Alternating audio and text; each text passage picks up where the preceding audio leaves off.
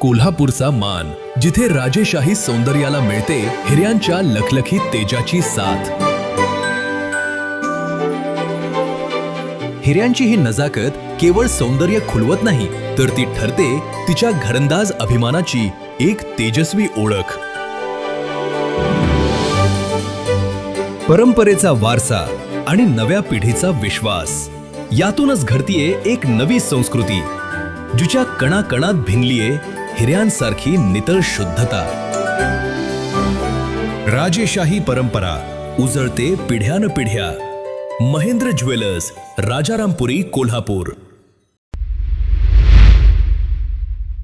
शिवाजी कोण होता या पुस्तकाचे प्रकाशक प्रशांत आंबे यांना आमदार संजय गायकवाड यांनी फोनवरून जीवे मारण्याची धमकी देत अश्लील भाषेत शिवीगाळ केली आहे। यानंतर सर्वच स्तरातून तीव्र प्रतिक्रिया उमटू लागल्यात।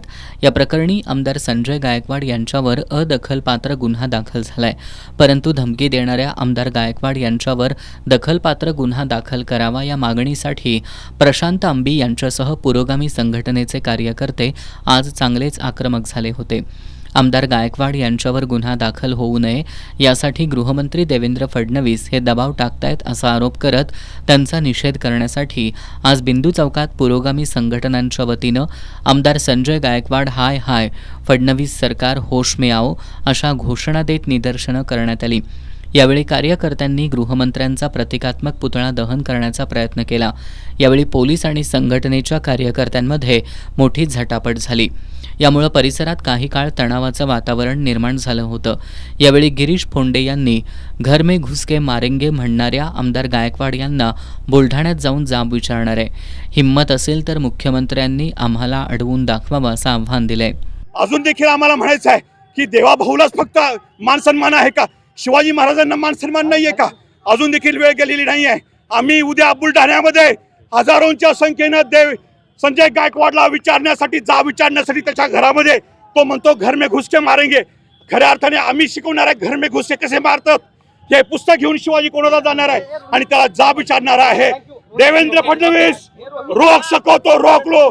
देवेंद्र फडणवीसला आवाहन देतो आम्ही की तुम्ही आम्हाला अडवून दाखवाच। यावेळी गोविंद पानसरे आणि शिवाजी महाराज, फुले शाहू आंबेडकरांच्या सच्च्या कार्यकर्त्यांशी तुम्ही पंगा घेतलेला आहे। मुख्यमंत्र्यांना आपली शक्ती दाखवायची असेल तर त्यांनी आमदार गायकवाड यांना अटक करून दाखवावं असा इशारा यावेळी प्रशांत आंबे यांनी दिलाय। आज आम्ही गृहमंत्र्यांचा पुतळा जाळणार होतो, पण त्या पुतळ्याची पोलिसांना एवढी काळजी आहे की जो पुतळा ज्या जिवंत माणसाने आणला त्यांचा जीव जरी गेला तरी चालतंय अशा पद्धतीनं पोलीस ढकलत होते। तुम्हाला मागं जो बुरुज दिसतोय तिथं पण काही लोकांना ते ढकलत होते। कुणाचं डोकं जर त्या बुरुजावर आदळलं असतं आणि ते डोकं फोडून कुणाचा जीव गेला असता तर कोण जबाबदार? म्हणजे शिवाजी महाराजांपेक्षा, पानसरेंपेक्षा, ह्या महाराष्ट्रातल्या महिलांपेक्षा देवाभाऊंचा फक्त पुतळा यांना महत्त्वाचा आहे। म्हणजे त्या पुतळ्याची सुरक्षितता यांना जास्त महत्त्वाची आहे। यांना आमच्यासारखी जिवंत माणसं महत्त्वाची नाहीत, शिवाजी महाराज महत्त्वाचे नाहीत। आणि या गोष्टीचा मी आज निषेध करतो, या पोलिसांचा निषेध करतो।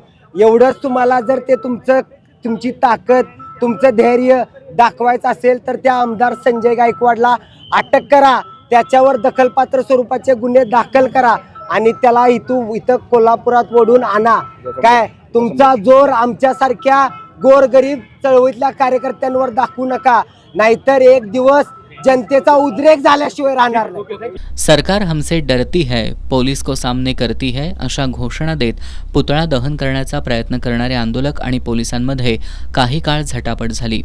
छत्रपती शिवाजी महाराज के, छत्रपती शिवाजी महाराज की, छत्रपती शिवाजी महाराज के जय भवानी, जय शिवाजी, डॉक्टर बाबासाहेब आंबेडकरांचा जय असो, संविधान जिंदाबाद, मुख्यमंत्र्यांचा जिंदाबाद, चले जाओ, चले जाओ, चले जाओ,